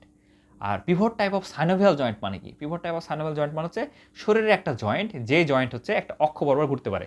যেমন এটা যদি একটা হাত হয় এবং এটা হাত এবং এটা একটা অংশ, এটা যেমন হচ্ছে আমাদের অ্যাটলাস এবং অ্যাক্সিস, অ্যাক্সিসে ওডন্টয়েড প্রসেস বা ডেন্স অফ অ্যাক্সিসের সাথে যদি অ্যাটলাস যুক্ত থাকে এবং একটা অক্ষ বরাবর এভাবে ঘুরতে পারে, সেটাকে আমরা বলবো pivot type of synovial joint. এরকম করে ঘুরবে, সেটা হচ্ছে পিভট টাইপ সাইনোভিয়াল। আমরা মাথা এভাবে যেভাবে ঘুরাই, এটা পিভট টাইপ সাইনোভিয়াল জয়েন্ট। কিন্তু লিভারের পিভট মানে হচ্ছে শুধুমাত্র, লিভার পিভট মানে যে কোনো সন্ধি, যে কোনো জয়েন্ট যেখানে লিভারের কাজ হচ্ছে, সেটা হচ্ছে পিভট। আর পিভট টাইপ সাইনোভিয়াল জয়েন্ট মানে হচ্ছে অ্যাটলাস এবং অ্যাক্সিসের জয়েন্ট, সেটা হচ্ছে pivot type of synovial joint. এটা মনে রাখতে হবে। এরপর প্রচেষ্টা কি? ভার সরানো বা নড়ানোর জন্য পেশি যে বল প্রয়োগ করে, যে ফোর্স প্রয়োগ করে, সেটা হচ্ছে প্রচেষ্টা, পেশির কাজ। ভার কি? শরীরের যেটা ওজন, শরীরের ওজনকে বা কোনো একটা বস্তুর ওজনকে আমি উপরে উঠাবো বা ভিতরে বা বাইরে যে কোনো দিকে নিতে চাইবো, সেটা হচ্ছে নিব বা নিতে চাইবো, সেটা হচ্ছে ভার। লিভারের প্রকারভেদ। লিভার সাধারণত পিভট কোথায় আছে, প্রচেষ্টা কোথায় আছে, ভার কোথায় আছে, সের উপর ভিত্তি করে লিভার 3 রকম। তো প্রথম শ্রেণীর লিভার যেটা, সেটাতে লিভার, সেটা হচ্ছে এখানে আমরা এখানে চিন্তা করব কে মধ্যে আছে, সেটা চিন্তা করব। প্রথম শ্রেণীর লিভারের মধ্যে থাকে কে? প্রথম শ্রেণীর লিভারে পিভটটার মধ্যে থাকে, দ্বিতীয় শ্রেণীর লিভারে ভারটার মধ্যে থাকে, তৃতীয় শ্রেণীর লিভারে প্রচেষ্টার মধ্যে থাকে। এটা মনে রাখতে হবে। প্রথম শ্রেণীর লিভার হচ্ছে পিভট মধ্যে থাকবে, পিভট প্রথম শ্রেণীর লিভার। দ্বিতীয় শ্রেণীর লিভারে মধ্যে থাকবে হচ্ছে ভার, ভার দ্বিতীয়। আর তৃতীয় শ্রেণীর লিভারে মধ্যে থাকবে প্রচেষ্টা তৃতীয়। এটা যেভাবে হোক মনে রাখতে হবে। লিভারের প্রকারভেদ। লিভারের প্রকারভেদ হচ্ছে প্রথম শ্রেণীর লিভার। প্রথম শ্রেণীর লিভারে কি মধ্যে থাকবে? পিভটটা। পিভটটা ভার এবং প্রচেষ্টার মাঝখানে অবস্থান করবে। কাঁচি এ ধরনের একটা লিভার, কাঁচির জয়েন্টটার মধ্যে, আমরা জানি পিভট মানে জয়েন্ট, তো কাঁচি হচ্ছে একটা পিভট, প্রথম শ্রেণীর লিভার। মানবদেহে প্রথম শ্রেণীর লিভারটা একটু দুর্লভ, প্রথম শ্রেণীর লিভারটা মানুষের শরীরে দুর্লভ। উদাহরণ দেওয়া যেতে পারে যেমন মাথা ও প্রথম কশেরুকার মধ্যবর্তী সন্ধি। মাথা এবং প্রথম কশেরুকার যে জয়েন্ট, সেটা হচ্ছে প্রথম শ্রেণীর লিভার। মাথার খুলি, এখানে লিভার বাহু। এখানে কথা হচ্ছে মাথার খুলি যেটা, সেটার ওজন যেটা, সেটা হচ্ছে ওজন বা ভার। হ্যাঁ, মাথার খুলির ওজন যেটা, সেটা হচ্ছে ভার। আর মাথার যে বোনসটা, যে বোনস আর বোনসের ওজন, মাথার যে বোনস সেটা হচ্ছে লিভার বাহু। আর মাথার পুরা খুলির যে ভারটা, মস্তিষ্ক সব কিছু মিলে মাথার খুলির যে ভারটা, সেটা হচ্ছে ভার বা ওজন। এটা মনে রাখতে হবে। তাহলে মাথা ও প্রথম কশেরুকা, মাথা এবং প্রথম কশেরুকার মধ্যবর্তী সন্ধিটি হচ্ছে প্রথম শ্রেণীর লিভার। মাথার খুলি হচ্ছে লিভার বাহু, খুলি ও প্রথম কশেরুকার অ্যাটলাস এবং মাথার খুলি মানে হচ্ছে মেনলি অক্সিপিটাল এবং প্রথম কশেরুকা যেটা অ্যাটলাস, তার মধ্যে যে সন্ধিটা হচ্ছে পিভট সন্ধি। হ্যাঁ, মাথার পিছনে অবস্থ পেশি থেকে আসা পেশল ক্রিয়া, আমাদের মাথার পেছনে যে ট্র্যাপেজিয়াস আছে, তারপর হচ্ছে ট্র্যাপেজিয়াস, তারপর হচ্ছে আমাদের স্টার্নোক্লিডোম্যাস্টয়েড, এই যে মাসলগুলো যেগুলো আছে, তারপর হচ্ছে স্কেলেনিয়াস মিডিয়াস, স্কেলেনাস অ্যান্টেরিয়র, স্কেলেনাস পস্টেরিয়র, এই মাসলগুলো যেগুলো আছে, এগুলো সবগুলো হচ্ছে একটা স্পেশাল কাজ করবে, মানে প্রচেষ্টা করবে, মাথাকে উপরে তুলে রাখতে চাইবে, মাথাটা নিচে নেমে যেতে চাইবে, মাথা হচ্ছে সামনে ঝুঁকে যেতে চাইবে, কিন্তু এই মাসলগুলোর ক্রিয়ার কারণে মাথা উপরে ভেসে থাকবে, মানে উপরে উঠে থাকবে। ভার হচ্ছে কি? মাথার ওজন, যা প্রতিষ্ঠার কর্মকাণ্ডে উঁচু হয়ে থাকে, ওজনের বিরুদ্ধে কাজ করে, পেশি শিথিল হয়ে মাথা ঝুঁকে পড়ে, লিভারের মাধ্যমে অল্প বল প্রয়োগে এখানে বেশি ফল পাবো। তাহলে প্রথম শ্রেণীর লিভারের স্পেশালিটি হচ্ছে এখানে অল্প বল প্রয়োগ করে বেশি ফল পাবো। প্রথম শ্রেণীর লিভারটা মানুষের শরীরে দুর্লভ। প্রথম শ্রেণীর লিভারের উদাহরণ হচ্ছে কাঁচি। প্রথম শ্রেণীর লিভারে মানুষের বডিতে উদাহরণ একটু দুর্লভ, কিন্তু মানুষের বডিতে আমরা প্রথম শ্রেণীর লিভার উদাহরণ যদি দেখি, তাহলে হচ্ছে আমাদের অ্যাটলাস এবং মানুষের যে মাথা বা খুলি এবং অ্যাটলাস, এই জয়েন্টটা হচ্ছে প্রথম শ্রেণীর লিভার। প্রথম শ্রেণীর লিভারের সুবিধা কি? অল্প বল প্রয়োগ করে বেশি ফল পাবো। দ্বিতীয় শ্রেণীর লিভারটা কি? দ্বিতীয় শ্রেণীর লিভারটা হচ্ছে ওই যে ঠেলাগাড়ি, আগের ঠেলাগাড়ি যেগুলো ছিল, খাবার আনা নেওয়া করা হতো, ওই ঠেলাগাড়িগুলা, ভারের সমান অবস্থা, ভারের এখানে মধ্যে থাকবে কি? এখানে থাকবে মধ্যে থাকবে ভার। হ্যাঁ, এখানে ভারের অবস্থান পিভট এবং প্রচেষ্টার মাঝখানে। ঠেলাগাড়ির প্রকৃষ্ট উদাহরণ, ঠেলাগাড়ির মেঝে যে মাল রাখা, সেটা হচ্ছে ভর, অংশটি পিভট রূপী, হুইল প্রতিষ্ঠাপী চালকের হাতের মধ্যে থাকবে, পিভটের আঙ্গুলের ডগায় দাঁড়ালে, পায়ের আঙ্গুলে, এটা হচ্ছে আমরা যন্ত্র, এই যে ঠেলাগাড়ি যেটা, সেই ঠেলাগাড়ির পিভটটা হচ্ছে ওই যে চাকাটা, আর ভারটা হচ্ছে ওজনটা, আর হাত দিয়ে আমি উপরে তুলছি, এটা হচ্ছে প্রচেষ্টা। তাহলে ভারটার মধ্যে আছে পিভট এবং প্রচেষ্টার মধ্যে এই ঠেলাগাড়ির এটা হচ্ছে ঠেলাগাড়ি, এটা হচ্ছে দ্বিতীয় শ্রেণীর লিভার। দ্বিতীয় শ্রেণীর লিভার সুবিধা কি? এটা আমরা সামান্য প্রচেষ্টা করলেই অনেক ওজনকে উপরে তুলতে পারবো। যে খাবারটা আছে, খাবারটা অনেক ভারী, এটা হচ্ছে ওজনের উপরে তুলবো। এটা মানুষের বডিতে উদাহরণ কি? মানুষের বডির উদাহরণ হচ্ছে মানুষের পায়ের যে কি থাকে, বৃদ্ধাঙ্গুল বা ফ্যালাঞ্জেসের উপর ভর করে আমি পুরা শরীরের ওজনকে নিয়ে দাঁড়াবো। হ্যাঁ, পুরা শরীরের ওজন শুধু ফ্যালাঞ্জেসের উপর নিব, পুরা পায়ের সোলের উপর না। পুরা ফ্যালাঞ্জেসের ওজন আমি পায়ের পুরা শরীরের ওজন আমি পায়ের ফ্যালাঞ্জেসের উপর নেব বা বুড়া আঙ্গুলের উপরে নেব। হ্যাঁ, বুড়া আঙ্গুল সহ অন্যান্য আঙ্গুলগুলোর উপরে নেব। তাহলে সামান্য একটু প্রচেষ্টা আমি পুরা শরীরকে উপরে তুলতে পারছি। এটাই হচ্ছে দ্বিতীয় শ্রেণীর লিভার। যেমন আঙ্গুলের সন্ধিগুলো হচ্ছে পিভট, পা লিভারের বাহু, কাপ পেশি মানে কাপ মাসল বা পায়ের গুলির মাসল। পায়ের গুলির মাসলে কি থাকে? Gastrocnemius, medial gastrocnemius, lateral gastrocnemius, আর মধ্যে থাকে সোলিয়াস। এই কাপ পেশিকে বলা হয় আমাদের সেকেন্ড হার্ট। এটা একটু মনে রাখতে হবে, সেকেন্ড হার্ট বলা। যাই হোক, গোড়ালির টেন্ডন হচ্ছে শক্তিশালী। গোড়ালির টেন্ডন যেটা অ্যাকিলিস কন্ডোরা বলা হয় গোড়ালির টেন্ডনকে। গোড়ালির টেন্ডন অ্যাকিলিস কন্ডোরা বা টেন্ডন অফ অ্যাকিলিস, গ্রিক যোদ্ধা অ্যাকিলিসের নাম অনুসারে। অ্যাকিলিস অনেক শক্তিশালী ছিল, সেই হিসাবে আমাদের পুরা পায়ের ওজন, আমাদের পুরা শরীরের ওজনটাই মেনলি পা নেয়, তাই না? তাহলে পুরা শরীরের ওজনটা যে টেন্ডনটা নিচ্ছে অ্যাকিলিস টেন্ডন বা অ্যাকিলিস কন্ডোরা। গোড়ালির টেন্ডন এখানে প্রচেষ্টা দিবে, কাপ পেশি সংকুচিত হবে, দেহের ওজন যেটা সেটা হচ্ছে ভার, যা পেশি সংকোচনের ফলে উপরে উঠতে সাহায্য হয়। তাহলে আমরা পুরো শরীরের ওজনকে শুধু পায়ের আঙ্গুলের উপর নিয়ে নিচ্ছি। হ্যাঁ, সামান্য প্রচেষ্টায় আমরা বেশি ওজনকে উপরে তুলব। এটা হচ্ছে তৃতীয় শ্রেণীর লিভার, মনে রাখতে হবে। আর তৃতীয় শ্রেণীর লিভারটা কি? তৃতীয় শ্রেণীর লিভার হচ্ছে বডিতে তৃতীয় শ্রেণীর লিভারের সংখ্যা সবচেয়ে বেশি। এখানে মধ্যে থাকবে কি? এখানে মধ্যে থাকবে প্রচেষ্টা, আর ভার এবং পিভট দুই পাশে থাকবে। যদিও ভার এবং পিভট দুই পাশে থাকবে, কিন্তু এখানে খুব কাছাকাছি থাকবে। কে কাছাকাছি থাকবে? পিভট এবং ভার খুব কাছাকাছি থাকবে।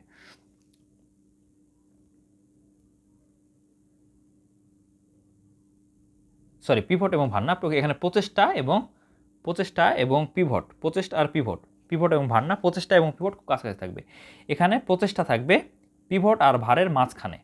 উদাহরণ হিসেবে নখ কাটার যন্ত্র হচ্ছে তৃতীয় শ্রেণীর লিভার, আর কেচি হচ্ছে প্রথম শ্রেণীর লিভার। নখ কাটার যন্ত্র কেন হবে? কারণ দুইটা কারণ। একটা হচ্ছে নখ কাটার যন্ত্রের আমরা দেখতে পাবো যে প্রচেষ্টা আর পিভট খুব কাছাকাছি আছে। প্রচেষ্টা, পিভট, জয়েন্ট এবং পিভট খুব কাছাকাছি আছে, এবং একই সাথে এটা হচ্ছে দ্রুতগতির সঞ্চালন। হ্যাঁ, নখ কাটার খুব দ্রুতগতির সঞ্চালন। কাছে কিন্তু দ্রুতগতি না, কাছে হচ্ছে কম প্রচেষ্টায় বেশি ফল, আর নখ কাটা যন্ত্র দ্রুতগতির সঞ্চালন, খুব দ্রুত কাজ হবে। সামান্য একটু চাপ দিলে অনেক বেশি দ্রুত কাজ হবে আর কি। পিভট আর আরেকটা জিনিস হচ্ছে এখানে পিভট এবং প্রচেষ্টা এবং পিভট কাছাকাছি থাকবে। তো মানবের তৃতীয় শ্রেণীর লিভারের সংখ্যা অনেক বেশি। ভাঁজ করা বাহুকে আমরা তৃতীয় শ্রেণীর লিভার বলতে পারি। হ্যাঁ, কনুয়ে রয়েছে পিভট, কনুই সন্ধি, জয়েন্টটা পিভট, আমাদের এলবো জয়েন্টটা পিভট। সম্মুখ বাহু হচ্ছে লিভার বাহু, বাইসেপস পেশি হচ্ছে প্রচেষ্টা যোগান দেয়, আর সম্মুখ বাহু কিংবা কোনো ওজনকে উপরে তুলতে হচ্ছে বাহু হচ্ছে ভার। হ্যাঁ, আমাদের হাতেরও তো একটা ওজন আছে, তাই না? তো ওজনটা এখানে ভার হিসেবে কাজ করবে। তৃতীয় শ্রেণীর লিভারের প্রচেষ্টার অবস্থান, এখানে প্রচেষ্টার অবস্থান ভার এবং পিভটের মাঝখানে বলা হলো। প্রকৃতপক্ষে প্রচেষ্টা এবং পিভট খুব কাছাকাছি থাকবে। প্রচেষ্টার চেয়ে ভার বেশি হয়, এক্ষেত্রে কোনো জানতে সুবিধা পাওয়া যায় না। এখানে প্রচেষ্টার থেকে ভারটাই বেশি, এই জন্য জানতে সুবিধা পায় না। কিন্তু সুবিধা কি? এখানে আমরা গতি পাই, ফাস্ট করতে পারি। তবে বাইসেপ পেশি সামান্য সংকোচনে সমবাহতে বৃহত্তম সঞ্চালন সৃষ্টি হয় বলে যান্ত্রিক অসুবিধাটুকু পূরণ হয়ে যায়। দ্রুত গতির সঞ্চালন এখানে সম্ভব হওয়া যায় এই লিভারে। আচ্ছা, হাঁটুর সঞ্চালনে অস্থি এবং পেশির সমন্বয়। আমাদের হাঁটুর সঞ্চালনে অস্থি এবং পেশি কীভাবে সঞ্চালন করছে এটা আমরা দেখব। আচ্ছা, এখানে কয়েকটা জিনিস মনে রাখতে হবে যে মানুষের জয়েন্ট ফর্মেশন করে অস্থি, তরুণাস্থি, লিগামেন্ট, টেন্ডন, তাই না? এগুলো দিয়ে। আচ্ছা, মানুষের কঙ্কালের মধ্যে কি কি আছে? মানুষের কঙ্কালের মধ্যে আছে বোনস, কার্টিলেজ এবং লিগামেন্ট, নট টেন্ডন। মানুষের জয়েন্টের মধ্যে কিন্তু টেন্ডন না, এটা মনে রাখতে হবে। আচ্ছা, যাই হোক, তো টেন্ডন কিসের সাথে জয়েন্ট ফর্মেশন করে? আমাদের মাসলগুলা হাড্ডির সাথে যুক্ত হবে। তো মাসলগুলো ডিরেক্ট হাড্ডির সাথে যুক্ত হয় না। কেন যুক্ত হয় না? কারণ মাসলগুলো একটু দুর্বল। তো হাড্ডির সাথে ডিরেক্ট যুক্ত হয় তাহলে ছিঁড়ে যাওয়ার চান্স থাকে, অতিরিক্ত টান পড়লে ছিঁড়ে যেতে পারে। এই জন্য মাসলগুলো একটা টেন্ডন তৈরি করে, সাদা একটা অংশ, একটা ফাইবারের মতো টেন্ডন তৈরি করে, পরবর্তীতে আমাদের বোনসে যে কার্টিলেজ হয়ে যুক্ত হয়। এতে হচ্ছে জিনিসটা হচ্ছে শক্তিশালী হয়, জয়েন্টটা শক্তিশালী হয়। আর লিগামেন্ট কি? লিগামেন্ট হচ্ছে আমাদের জয়েন্টে দুইটা হাড্ডি আছে বা দুইটা বোনস আছে, এই বোনস দুইটা নড়াচড়া করে সরে যেতে পারে, এদেরকে ধরে রাখে, জায়গা মতো পজিশনে ধরে রাখে লিগামেন্ট হচ্ছে বোনস এবং বোনসের জয়েন্ট ফর্মেশন করে লিগামেন্ট। আর মাসল এবং বোনসের জয়েন্ট ফর্মেশন করে টেন্ডন, এটা মনে রাখতে হবে। আচ্ছা, মানুষের চলনে শুধু পেশি নয়, পেশির সাথে যুক্ত অস্থিও ভূমিকা পালন করে। দেহের অস্থি দেহের কঙ্কালতন্ত্র গঠন করে। কঙ্কালতন্ত্র দেহের অবয়বের কাঠামোর উপরে আচ্ছাদন হিসেবে থাকে পেশিতন্ত্র। এর পেশি ঐচ্ছিক হতে পারে, দেহের অক্ষকে যেখানে সেখানে আমরা নড়াচড়া করতে পারবো। কন্ডরা বা টেন্ডন দিয়ে পেশি অস্থির সাথে যুক্ত থাকে। তাহলে কন্ডরা, টেন্ডন মানে কন্ডরা, পেশি অস্থির সাথে যুক্ত থাকে। তাহলে মাসল এবং বোনসের জয়েন্ট ফর্মেশন করে কন্ডরা বা টেন্ডন। তাই কোনো অঙ্গকে যথেচ্ছ পরিচালনা পেশি কঙ্কালতন্ত্রের পারস্পরিক ছন্দবদ্ধ ক্রিয়ার উপরে হাঁটু সঞ্চালনের অস্থি পেশি যেভাবে সমন্বয় করে তা নিচে সংজ্ঞা বর্ণনা করা হলো। বক্রীকরণ পেশি, আমাদের পায়ে দুই ধরনের পেশি থাকে, একটা হচ্ছে পা বাঁকা করার মাসল, একটা হচ্ছে পা সোজা করার মাসল। পা বক্রীকরণ পেশি। বক্রীকরণ পেশি মানে হচ্ছে হ্যামস্ট্রিং, পাকে ফ্লেকশন করবে। আমাদের পায়ে কি জয়েন্ট আছে? জানুসন্ধি বা আমাদের নি জয়েন্ট বাঁকা নি জয়েন্টে কি আছে? নি জয়েন্টে 4টা হাড্ডি আছে বা 4টা বোনস আছে। কি কি? ফিমার, প্যাটেলা, টিবিয়া আর ফিবুলা, 4টা বোনস। এই 4টা বোনস ফিমার এবং টিবিয়া ফিবুলা কাছাকাছি নিয়ে আসলে সেটাকে আমরা বলবো পায়ের ফ্লেকশন, তাই না? পায়ের ফ্লেকশন। তো জানুসন্ধি বা নি জয়েন্ট পিছন দিকে বাঁকাতে দুটি পেশিগুচ্ছের প্রয়োজন হয়, এদেরকে বলে হ্যামস্ট্রিং পেশি এবং গ্যাস্ট্রোকনেমিয়াস পেশি। হ্যামস্ট্রিং পেশি 3টি পেশি নিয়ে গঠিত, এদের যথাক্রমে biceps femoris, semi মেমব্রেসাস, semi tendinosus.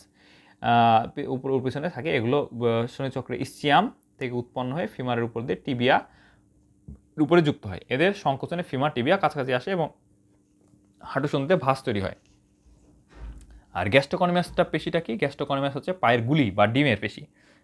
টিবিয়ার পেছনে অবস্থা পায়ের ডিম বা গুলির প্রধান পেশি। এটি ফিমারের কন্ডাইল থেকে সৃষ্টি হয়ে টিবিয়ার পেছন দিয়ে গোড়ালি অস্থি বা ক্যালকেনিয়াস সঙ্গে অ্যাকিলিস কন্ডোরা বা টেন্ডন অফ অ্যাকিলিস বা অ্যাকিলিসের টেন্ডন যুক্ত হয়। এর সংকোচন ফিমার টিবিয়া নিকটবর্তী হয়, ফলে হাঁটুসন্ধি পেছনে ভাঁজ হতে সাহায্য করে। আচ্ছা, তাহলে জিনিসটা কী হলো? বক্রীকরণ পেশি। বক্রীকরণ মাসল হচ্ছে আমাদের তো হাতে মাসল আছে, তাই না? Biceps muscle. তো আমরা হাতকে বাঁকা করতে পারি বা ফ্লেকশন করতে পারি। পা তো বাঁকা করে, পায়েও তো তাহলে বাইসেপস থাকবে। হ্যাঁ, কিন্তু হাতের বাইসেপসের নাম হচ্ছে বাইসেপস ব্রাকাই। আমরা শুধু বাইসেপস বলি, বাইসেপস মানে হাতের মাসল বুঝি, আসলে পায়েও বাইসেপস আছে।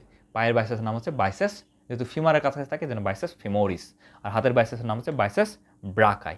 এটা মনে রাখতে হবে, কারণ পায়ের বাইসেপসের মধ্যে বা পায়ের বক্রীকরণের পেশির মধ্যে বাইসেপস ফিমোরিস আছে, বাইসেপস ব্রাকাইতে থাকবে না, তাহলে বাইসেপস ফিমোরিস। ফিমারের আছে বাইসেপস ফিমোরিস। এর সাথে আর কি থাকবে? দুইটা মাসল থাকবে, সেমি মেমব্রেনোসাস, সেমি টেন্ডিনোসাস। এই তিনটা মিলে হচ্ছে পায়ের বক্রীকরণ মাসল বা পায়ের ফ্লেকশন মাসল। এখন পায়ের ফ্লেকশন মাসলকে কি বলা হয়? পায়ের ফ্লেকশন মাসলকে বলা হয় বক্রীকরণ মাসল বা হ্যামস্ট্রিংয়ের মাসল। এখন এটা তো গেল উপরের অংশ। নিচের অংশ কি থাকবে? নিচের অংশ থাকবে গ্যাস্ট্রোকনেমিয়াস। গ্যাস্ট্রোকনেমিয়াসও পা বক্রীকরণে সাহায্য করে। গ্যাস্ট্রোকনেমিয়াস বা পায়ের গুলি। এখন গ্যাস্ট্রোকনেমিয়াস শুধু থাকে না, সাথে হচ্ছে গ্যাস্ট্রোকনেমিয়াস দুই পাশে থাকে, মিডিয়াল গ্যাস্ট্রোকনেমিয়াস, ল্যাটারাল গ্যাস্ট্রোকনেমিয়াস এবং থাকে হচ্ছে সোলিয়াস। হ্যাঁ, 3টা মাসল মিলে হচ্ছে আমাদের পায়ের গুলির মাসল তৈরি করে, এরাও পাকে বাঁকাতে সাহায্য করে। আর প্রসারণ পেশি হচ্ছে কোয়াড্রিসেপস মানে হচ্ছে এখানে 4টা মাসল থাকবে, এরা হচ্ছে প্রসারণ মাসল। প্রসারণ পেশি বা এক্সটেনশন মাসল হচ্ছে উরুর সামনে হচ্ছে 4টি পেশি, যেমন এর 4টা পেশিকে নিয়ে বলা হয় কোয়াড্রিসেপস ফিমোরিস। ফিমারে 4টা মাসল, এই জন্য কোয়াড্রিসেপস ফিমোরিস। হাঁটুর সন্ধির প্রসারণ করে। এটি শনি থেকে উৎপন্ন হয় রেকটাস ফিমোরিস। 4টা মাসল কি কি? 3টা ভাস্টাস, একটা ফিমোরিস। কি ফিমোরিস? বাইসেপস ফিমোরিস তো হবে না, কারণ এটা এটা বক্রীকরণ পেশি বা হ্যামস্ট্রিং মাসল না, এটা প্রসারণ পেশি। তাহলে প্রসারণ হলে বাইসেপস ফিমোরিস হবে না, তাহলে কি হবে? Rectus femoris. একটা রেকটাস ফিমোরিস আর 3টা ভাস্টাস 3টা কি কি? ভাস্টাস মিডিয়ালিস, ভাস্টাস ল্যাটারালিস, ভাস্টাস ইন্টারমিডিয়াস, 3টা। এই 3টি পেশি একসঙ্গে কার সাথে যুক্ত হয়? প্যাটেলার সাথে যুক্ত হয়। এখন কথা হচ্ছে প্যাটেলার সাথে যুক্ত হয়ে পরবর্তীতে এই টেন্ডনটা টিবিয়ার সামনে এসে যুক্ত হয়। কার সাথে? টিবিয়ার সামনে, ওই টিবিয়াল টিউবারসিটি ওখানে এসে যুক্ত হবে। এই পেশির সংকোচনে হাঁটুসন্ধির প্রসারণ ঘটে। এখন কথা হচ্ছে প্যাটেলার সাথে কেন যুক্ত হবে? প্যাটেলাটা আগে টেন্ডনই ছিল, প্যাটেলা আগে কোনো বোনস ছিল না, টেন্ডনই ছিল। কিন্তু যখন পায়ে ভর করে দাঁড়ানো শিখে মানুষ, তখন ওটার উপর বেশি প্রেশার পড়ে, তখন ওখানে একটা বোনস তৈরি হয়, ক্যালসিয়াম জমা হয়ে বোনস তৈরি হয়। এটার নাম হচ্ছে প্যাটেলা, তাই না? তো প্যাটেলা হচ্ছে একটা সিসাময়েড বোনস। প্যাটেলা আর পিসিফর্ম হচ্ছে সিসাময়েড বোনস, যেটা আগে টেন্ডন ছিল, পরবর্তী টেন্ডন থেকেই তৈরি হয়েছে, সেটা হচ্ছে সিসাময়েড বোনস। তো প্যাটেলা হচ্ছে একটা সিসাময়েড বোনস। এটা এই প্যাটেলার সাথেই ভাস্টাস মিডিয়াস, ভাস্টাস ইন্টারমিডিয়াস, ভাস্টাস ল্যাটারালিস, ভাস্টাস ইন্টারমিডিয়াস, ভাস্টাস ল্যাটারালিস, এই 3টা প্লাস হচ্ছে রেকটাস ফিমোরিস, এই 4টা মিলে কোয়াড্রিসেপস ফিমোরিস তৈরি করবে। এই 4টা মাসল একসাথে এসে প্যাটেলাতে জয়েন করবে। প্যাটেলার টেন্ডনটা আবার টিবিয়ার সামনে টিবিয়াল টিউবারসিটি এসে জয়েন করবে। অস্থিভঙ্গ, হাড় ভাঙা বা প্রাথমিক চিকিৎসা। হাড় ভাঙার মানে কি? কোনো জয়েন্ট ফ্র্যাকচার হয়েছে আঘাতের কারণে বা অন্য কোনো কারণে। 3 কারণ হতে পারে, একটা হচ্ছে সাধারণ হাড় ভাঙা, যৌগিক হাড় ভাঙা, জটিল হাড় ভাঙা। প্রচণ্ড শক্তি, চাপ বা বিভিন্ন অসুখেও হাড় ভাঙতে পারে। প্রচণ্ড শক্তির কারণে, কোনো আঘাতের কারণে, প্রচণ্ড চাপের কারণে হতে পারে, বা বিভিন্ন অসুখে। কী অসুখ? অস্টিওপোরোসিসের কারণে হাড় ভাঙতে পারে, অস্টি ক্যান্সারের কারণে হাড় ভাঙতে পারে। এগুলোর কারণে অস্টিওপোরোসিস, অস্টি ক্যান্সার হলে হাড্ডি পাতলা হয়ে যায়, হাড্ডি ভঙ্গুর হয়ে যায়। এখন অস্টিওপোরোসিস কী জিনিসটা কি? অস্টিওপোরোসিস হচ্ছে আমাদের বডিতে দুই ধরনের মেকানিজম আছে, একটা হচ্ছে বোন ডিপোজিশন, একটা হচ্ছে বোন রিজর্পশন। বোন ডিপোজিশনটা কি? আমাদের রক্ত থেকে ডিপোজিট, জমা হওয়া, রক্তে ক্যালসিয়ামের পরিমাণ বেড়ে গেছে, এই ক্যালসিয়ামটা জমা হয়ে হয়ে হয়ে বোনে জমা হবে, বোন সেজে জমা হবে। এই ক্যালসিয়ামটা অস্থিকোষ, আমাদের অস্থিকোষ তিন ধরনের: osteoblast, osteoclast, osteocyte, osteoprogenitor cell. Osteoprogenitor cell যে কোনো কোষ হতে পারবে, আর অস্টিওসাইটটা একটা অ্যাডাল্ট অস্থিকোষ, অস্টিওব্লাস্টটা হচ্ছে বাচ্চা অস্থিকোষ, এবং হচ্ছে অস্টিওক্লাস্ট হচ্ছে অস্থির মধ্যে থাকা ম্যাক্রোফেজ। অস্থির ম্যাক্রোফেজটা কী করবে? অস্থির মধ্যে যে পুরানো অস্থিকোষ সেগুলোকে খেয়ে খেয়ে খেয়ে খেয়ে রক্তে পাঠাবে। এই যে অস্থি থেকে ক্যালসিয়াম খেয়ে খেয়ে রক্তে পাঠাচ্ছে, এটাকে বলা হয় বোন রিজর্পশন। হ্যাঁ, রিজার্ভ মানে কিন্তু জমা করা না। হ্যাঁ, এখানে বোন রিজর্পশন বলতে বোন রিজার্ভ না, বোন ডিজলভ। হ্যাঁ, ডিজলভ মানে হচ্ছে বোনস থেকে ক্যালসিয়াম ভেঙে ভেঙে ভেঙে রক্তে নিয়ে যাচ্ছে, এটা হচ্ছে বোন রিজর্পশন।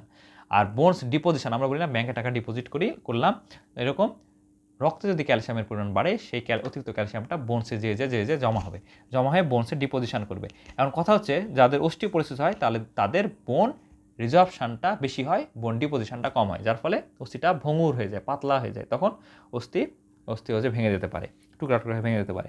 অস্থি ক্যান্সার হলে এই জিনিসটা হয়। তো অস্থিভঙ্গকে আমরা তিন ভাগে ভাগ করব: সাধারণ, জটিল এবং যৌগিক। সাধারণ অস্থিভঙ্গ, জটিল অস্থিভঙ্গ এবং যৌগিক অস্থিভঙ্গ। সাধারণ অস্থিভঙ্গ কি? একটু সাধারণত দুই টুকরা হয়, এবং এই অস্থিভঙ্গের ক্ষেত্রে ভাঙা অংশটা শরীরের বাইরে বের হয়ে আসবে না, সেটা হচ্ছে সাধারণ অস্থিভঙ্গ বা বদ্ধ অস্থিভঙ্গ। আরটা কি? যৌগিক অস্থিভঙ্গ। যৌগিক অস্থিভঙ্গতে কী হয়? যৌগিক অস্থিভঙ্গতে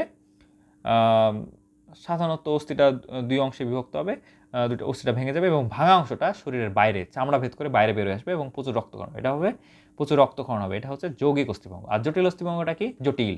দেখে বোঝা যাচ্ছে যে অস্থিটা ভেঙে টুকরা টুকরা হয়ে যাবে এবং টুকরা টুকরা হয়ে শরীরের ভিতরে থাকবে, রক্ত বাইরেও বের হতে পারে, শরীর অস্থি ভেঙে বাইরে বের হতে পারে, নাও বের হতে পারে। এটা হচ্ছে জটিল অস্থিভঙ্গ। বোঝা যাচ্ছে যে ভেঙে টুকরা টুকরা হয়ে যাবে।